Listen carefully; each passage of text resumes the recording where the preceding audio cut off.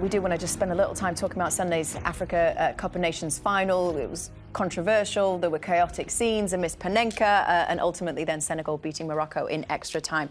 There's so many different aspects of that game to discuss because it was crazy, Thierry. But how do you reflect on the final? First and foremost, I want to give you a little background with me and the African Cup of Nations, and I will come obviously to what happened to the tournament and the final. So I started to watch the African Cup of Nations in '88, and it was actually in Morocco. That one was in Morocco. I think Cameroon won it against Nigeria in the final. Some names you will remember. Roger Milla was playing in that team. Joseph Antoine Bell. Exactly. But some guy, I grew up watching it because where I'm from, in my neighborhood, that's how it was.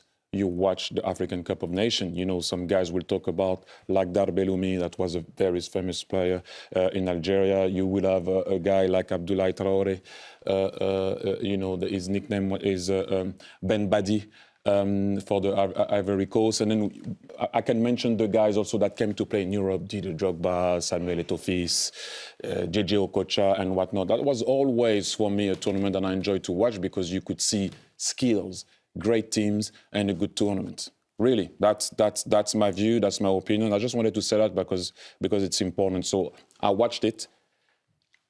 I watch also this competition. I will always watch it. So to go back to the final and the competition, first and foremost, the competition was outstanding. Outstanding. Morocco did a great job in terms of the infrastructure, the stadium, the hotels were excellent. Now we go to the final. What you saw, the reaction of the team of Senegal wanting to leave the field was wrong. That's not the image that you want to give, not only for African football, for any football. You don't want to do that. Do I understand the frustration of how it happened in the final, and what happened just before, and then the penalty, and whatever it is? This is what I'm talking about. They thought in their eyes that that was a goal scored by Ismail Assar, and then after, the penalty goes, obviously, on Brahim Diaz. So what I'm trying to say right now is that happened in a very quick moment, okay? Very, very, very quick. Some of the guys, obviously, you can see the coach was like, we need to go inside. Sadio Mane called them back. Brahim Diaz obviously misses it, trying to do a Panenka. Then we all know that Senegal goes on to win it with Pape Gueye. But what I'm trying to say is, that's not what you want to see. You can see the goal of Pape Gueye now. What a finish. And Senegal, and obviously it's nice to see Sadio Mane winning it and finishing with an AFCON trophy when he said he was going to stop. But I want to go back to a point here, which is very important. For me, again, I go back because I want to say it again. You don't want to see that. You don't want to see a team leaving the field. Do I understand the frustration? Yes. The way they went about it? No. And for me, that's not going to define how the tournament was. Only thing that I will say, though, watching the AFCON for a very long time, the referees are not at the level of the show. All the stuff that happened in those tournaments sometimes are made because of referee mistakes. And I'm not blaming the referee, I'm blaming the people that are not training them to be at the level of the football that we're watching. And that's about it. Other than that, like I said so many times, it was a great tournament. It became a tiny bit more interesting from the quarterfinals, okay?